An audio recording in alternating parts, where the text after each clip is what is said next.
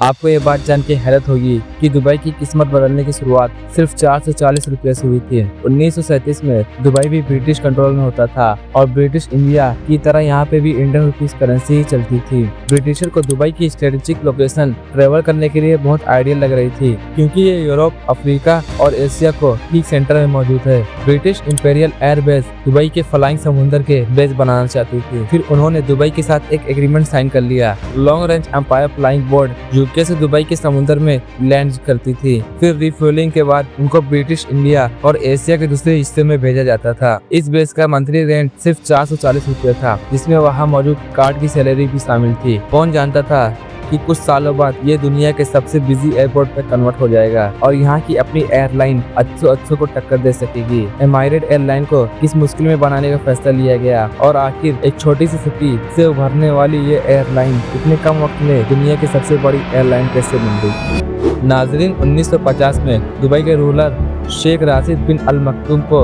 अच्छी तरह मालूम था कि उनके पास ऑयल के जितने भी रिजर्व है वो सिर्फ 30 से 40 साल तक चल सकते हैं।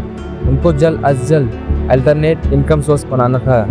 उन्होंने देखा कि ब्रिटिशर्स दुबई की लोकेशन को इस्तेमाल करके अपनी एयरलाइन को एक स्टोरी ओवर धर्म कर रहे हैं और दुबई को मामूली सा रेंट ही पड़ता है। दुबई के रूलर 1959 में दुबई एयर कंस्ट्रक्शन का आगाज किया। 1960 में दुबई एयरपोर्ट पहली बार लॉन्च किया गया। इसमें सिर्फ अप्रैल और एक छोटे कमरे की तरह टर्मिनल और एक रनवे होता था। वो भी पक्का नहीं बल्कि रेट को कॉम्प्रेस करके बनाया गया था। इस रनवे और छोटे डॉगूस जैसे DC-3 एयरक्राफ्ट लैंड ही कर सकते थे। 1965 में रनवे बनाने के बाद दुबई एयरपोर्ट में लैंड करने वाला पहला जेट मिडल ईस्ट का गवर्नमेंट था। 2000 साल दुबई के रूलर एयरपोर्ट में नई और लेटेस्ट फैसिलिटीज लॉन्च करवाते गए। 1959 में यहाँ 9 एयरलाइन काम कर रही थी जो 20 डेस्टिनेशन ऑफर कर रही थी और 1980 में दुबई एक इंटरनेशनल पावर बन के उभरने लगा। Air India, Cathay Pacific, Singapore airline और मलेशियन जैसे एयरलाइन रिफ्यूलिंग करने के लिए रुकते थे। दुबई से पहले इस रीजन में तमाम फ्लाइट पाकिस्तान के कराची इंटरनेशनल एयरपोर्ट पे रिफ्यूलिंग के लिए रुकती थी और देखते ही देखते दुबई ने कराची एयरपोर्ट की सारी ट्रैफिक अपने तरफ अट्रैक्ट कर ली। उस वक्त और मिडल ईस्ट के दरमियान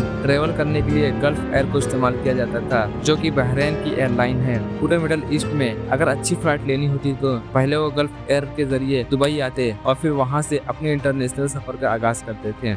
1980 में दुबई के शेख मोहम्मद बिन राशिद अल मखदूम उस वक्त डिफेंस के मिनिस्टर थे। उनको गल्फ एयर ने सिर्फ ये अनाउंस कर दिया कि गल्फ एयर दुबई की ऑफिशियल एयरलाइन है, इसलिए गल्फ एयर को इंटरनेशनल फ्लाइट मिलना शुरू हो जाएगी और उससे दुबई को भी काफी फायदा होगा और बदले में दुबई को 50% स्पेस भी मिल जाएगी। बट शेख मोहम्मद ने इस डील को इनकार कर दिया। गल्फ एयर ने सोचा खामखा में पूरे मिडल ईस्ट से पैसेंजर लाके दुबई को देते हैं और वो पैसेंजर कोई और इंटरनेशनल फ्लाइट में चले जाते हैं। लिहाजा गल्फ एयर ने शेख मोहम्मद के मना करने के बाद दुबई जाने वाली तमाम फ्लाइट बंद कर दिया। यह फैसला दुबई के इंटरनेशनल को अच्छा खासा नुकसान पहुंचाने लगा। यही वो वक्त था जब शेख मोहम्मद ने अपनी खुद की एयरलाइन एमाइरेट लॉन्च करने का इरादा कर लिया। इस इरादे को हकीकत में बदलने का मतलब ये था कि पहले से एस्टेब्लिश एयरलाइन से टाकरा लेना, जिसमें पहला गल्फ एयर जो कि पहला राइवल था और भी बाकी सारे एयरलाइन के खिलाफ ऑपरेट करना था। अब ये काम इतना सुनने में मुश्किल लग रहा है, हकीकत में इससे ज्यादा मुश्किल था। उस वक्त एक बोइंग 737 की प्राइस $25 मिलियन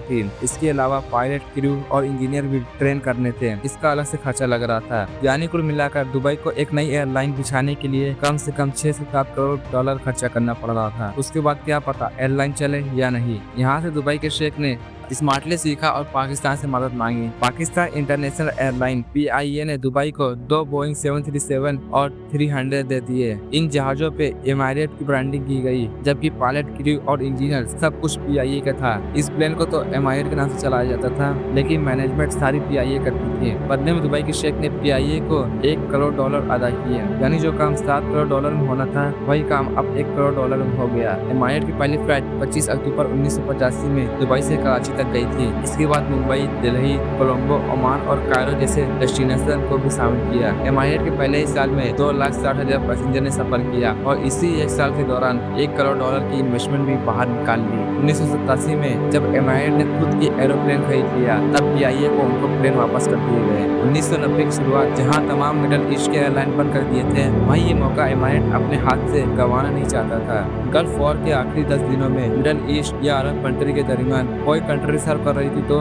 वो और कोई नहीं बल्कि एमारेट ही थी। इसी दौरान एमारेट ने उन पैसेंजर को टारगेट किया जो सिर्फ कॉम्पिटिटर के एयरलाइन को इस्तेमाल किया करते थे। यह चांस एमारेट के तरक्की के नई ऊंचाइयों तक रह गया। दुनिया में सबसे ज्यादा इस्तेमाल होने वाला flight route Europe to south east Asia और ऑस्ट्रेलिया है। अगर यूरोप टू ऑस्ट्रेलिया की एग्जाम्पल ली जाए तो ये एक दूसरे से 14,800 किलोमीटर दूर है।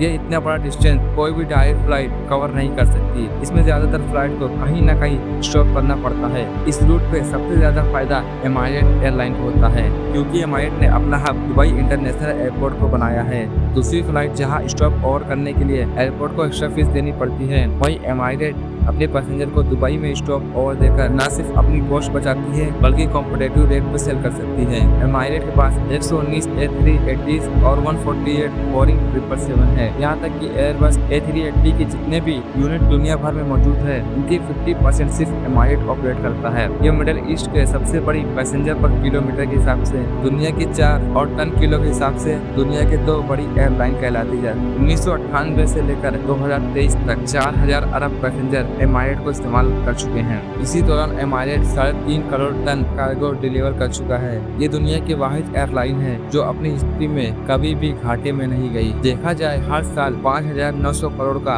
एवरेज प्रॉफिट रिकॉर्ड किया है और इसका सबसे बड़ा क्रेडिट और कोई नहीं बल्कि दुबई के रूलर शेख मोहम्मद बिन राशिद अल मखदूम को जाता है। उम्मीद है ये वीडियो आपको पसंद आई होगी। मैं चलता हूँ, अपना ख्याल रखना।